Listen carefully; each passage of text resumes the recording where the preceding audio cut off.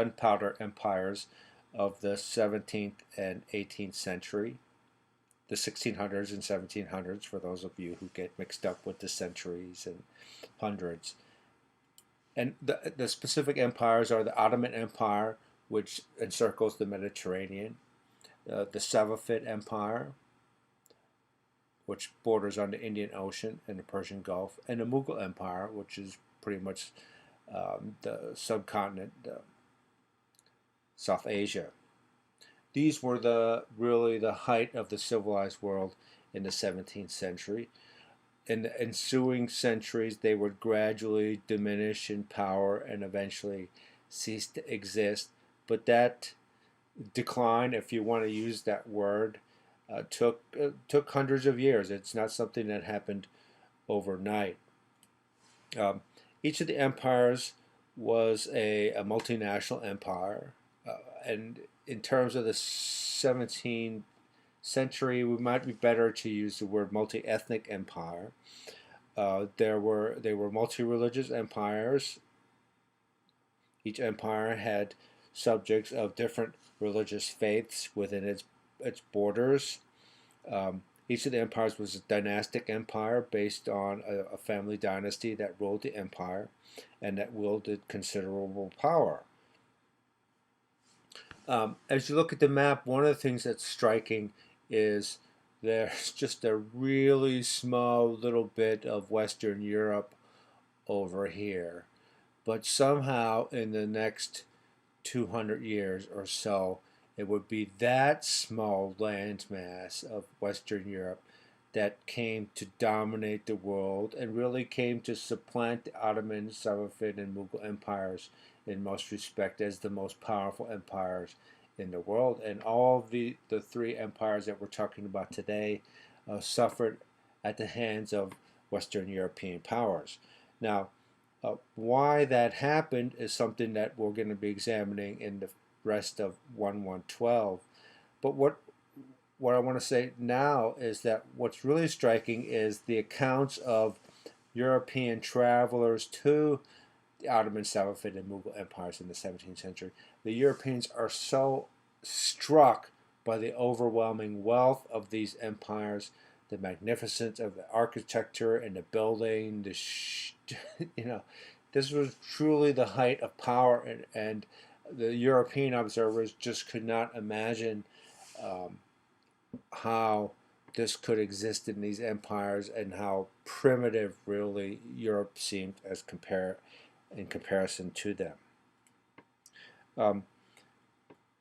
One of the things that contributed to the eventual shift in the balance of power between Western Europe and these two empires was a technological advance. As Europeans invented and created new technologies that led them to be more powerful from a military point of view, from a communication and travel point of view, they became more, powerful, if you want to use that word, and that gave them advantage over these empires, which really, while they were at the height of military and technology in the 17th century, that gradually decreased in the ensuing years as these countries did not keep up with technological advance.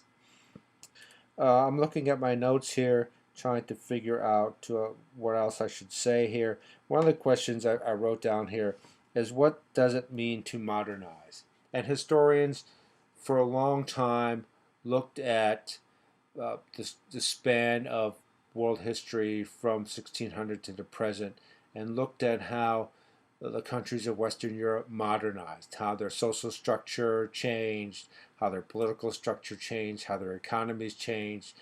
And the term that was used to describe that was modernization, the creation of a modern nation state.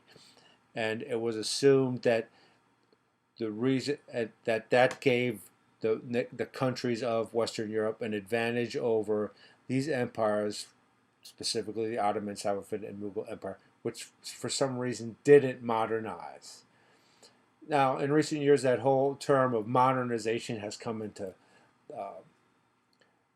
dispute. Historians are really unsure what it really means, how applicable it is to the study of history, how applicable it is to the balance of power, political power in the world, and how one empire rises in power and one empire.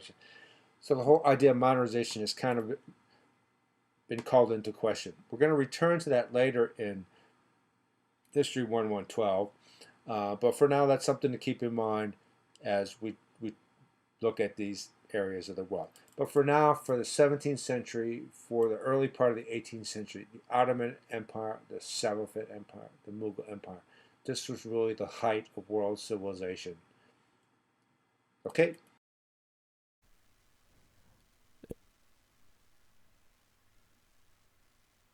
Hey, what's up?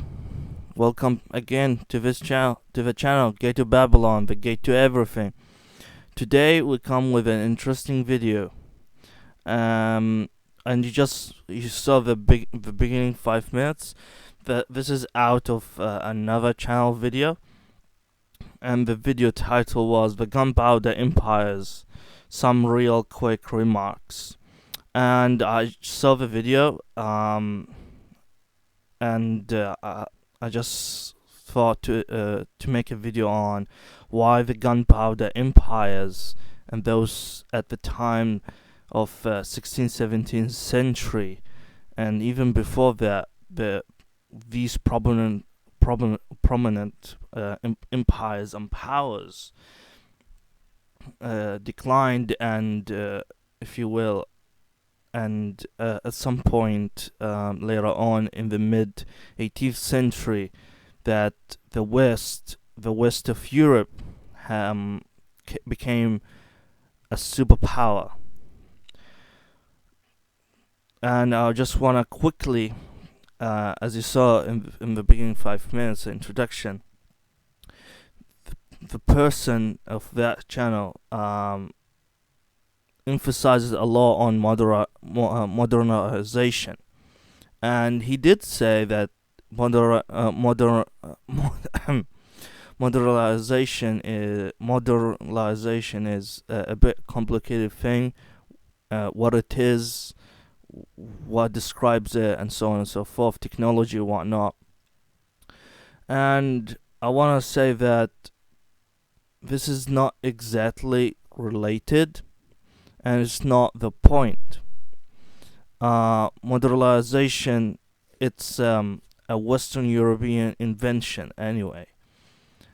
But in terms of, you need to be modernization, it's a term which can be used in my opinion, any time period. It just refers to the prominent power at the time at this particular region. But as soon as we get to the late 17th century, it becomes the world altogether. Unlike back then, like for example, modernization around the Roman Empire would be to copy or to follow or to expand upon the Roman Empire. Modernization in terms of the East, it would be referring to Persia or China. Persia and China, depending where you are. So the world back then was more and more divided and separated. And as soon as we get to the 17th century, the world started to connect together more. We have better trade, and so more trade lines, so on and so forth. In terms of technology, I want to say as well that it has nothing to do with technology. In terms of industrial revolution, that's later, not now. This is not part of how the West became a superpower. That's part of how the West became a prominent superpower. That's like a bit later in time, later on. And we're going to talk about that too, but it's not related to the beginning and to the entire story. In terms of previous to that, and previous to the Industrial Revolution and getting industrialized, previous to that, it's these empires, they don't lack technology at all, but it's just the European just figure out certain tiny stuff there and there that improved their internal economy and the way how people live, which then motivated them to go further. It's just improved how people live inside of Europe. It worked for Europe, and it improved trade. In the short run, it has no much effects, but in the long run, as a person looking at history from the 21st century and even 20th century, when you're looking back, uh, this thing in the long run had a gigantic impact. However, fundamentally, it doesn't change much, and it wasn't a game changer at the beginning. However, the reason why as time goes by it became more important because in result of that, many other things came to existence. One of them is the Industrial Revolution, which is the biggest one. And from the Industrial Revolution, we get other stuff, and therefore we go to where we are. Now I explain in further details and more provision why these gunpowder empires, or so-called gunpowder empires, declined, and how the West, or exactly west of Europe and central west of Europe, became what it is, and how it took over to a big degree. Well, it's different from each of these empires. Well, the gunpowder empires are the Russian Empire, which kept going until this 1916.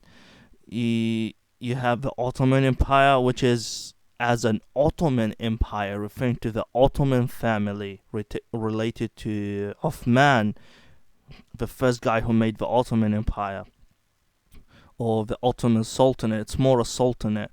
It's more a sultanate than it is a caliphate as well. But it was the prominent Muslim power at the time, so it just took on the caliphate symbol to simple the Islamic faith, and to hold on the Islamic flag. But it doesn't. It barely reaches 50% of what a caliphate should be, in terms of the requirements. The biggest one is because it's still succession. Succession, related to its sultanate. It's like a king.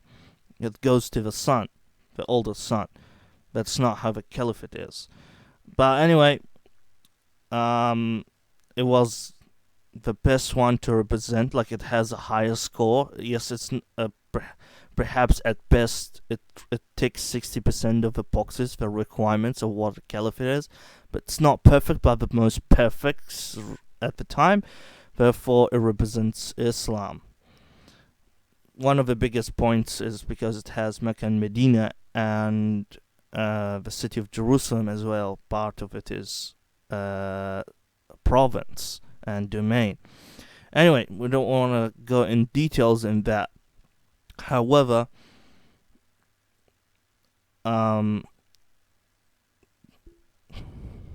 these empires declined because of many things. All came together as a chemical mixture, and due to the time and through the time, as he said, the decline of these empires took multiple centuries, and through these multiple centuries of like almost 3 centuries, resulted in these empires being taken over by Western Europe.